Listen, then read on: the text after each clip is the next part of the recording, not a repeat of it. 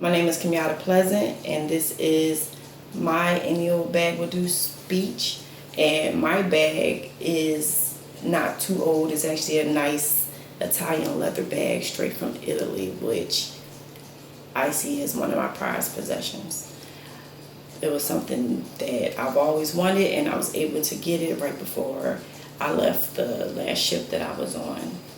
In my bag, the three significant things that'll tell you something about me are my enlistment papers into the Navy, my discharge papers, and then my acceptance papers into culinary school. These three things pretty much define different parts of my life. Not define me, but it tells a little bit of a story, and I'm going to tell it the best way that I can. So with my enlistment papers, I was young. I didn't really know what I wanted to do. I already joined the Army. That didn't work out. Joined Job Corps. Was too young and dumb to actually stay in and take advantage of it. I knew I had to do something, so the Navy was my next best thing. And through some waivers and about a year of processing, I finally got through and I made it. Boot camp wasn't hard to me at all, especially going through Army boot camp. It was pretty much a breeze, almost laughable. But it was still an accomplishment nonetheless. So while in the Navy, I met some people, I learned some things. I got to travel the world, live in the Middle East and Bahrain, which I absolutely loved. Live in California for a little while. Also had some trials and tribulations, but in the end, I believe that I still came out, just fine. I'm not gonna say I came out all the way on top, but I came out with a better understanding of me and the organization that I was in. And I also set myself up for what I wanted to do on the chance that I had to exit the military. And I didn't really know what I wanted to do for sure until about less than a year time from when it was time for me to get out. Some people know what they want to do right away, others it take a while.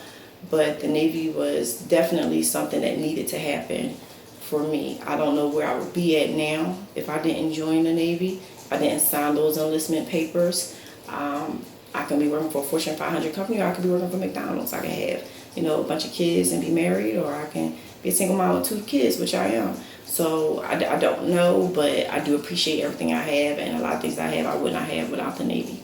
So the next thing in my bag is my discharge papers, and I put those in there because I had to fight for my discharge. Most people at the stage that I was at, 14 plus years in the military, they want to stay in and finish at 20.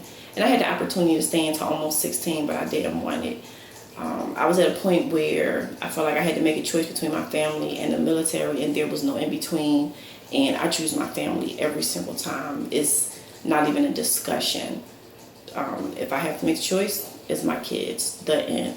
So I actually had to fight to get out because I had this higher tenure waiver, and it was a struggle, and my command fought me tooth and nail. But in the end, I got what I wanted. I made that decision that it was time for me to step out and try something different that I really love. And if you want to start over your life, at 34, 35, then it should be really something that you're passionate about, that you know that you'll succeed in, and that you want to really try it. So with that being said, I'm moving on to my acceptance letter into the Culinary Institute of Virginia. I've always loved to cook. I've always been told I should go to cooking school, but I wasn't sure. And then I wanted to do nursing because, it's better money out there, and it's so many different fields you go in. And I was just good at it. I'm just really good at this medical stuff. It comes to me effortlessly. However, cooking comes to me effortlessly too. And when I'm cooking, I don't look at the clock. I don't look at the time. When I'm doing nursing, I look at the time, see when my shift is over. I enjoy helping people, but it wasn't a love. It wasn't a passion. Cooking, however, when I talk about it, I can almost make it seem sensual because of how much I love it. So I started my process applying for culinary school at least 7 months before I even stepped off of the ship. Not even before I got out, almost a year before I got out.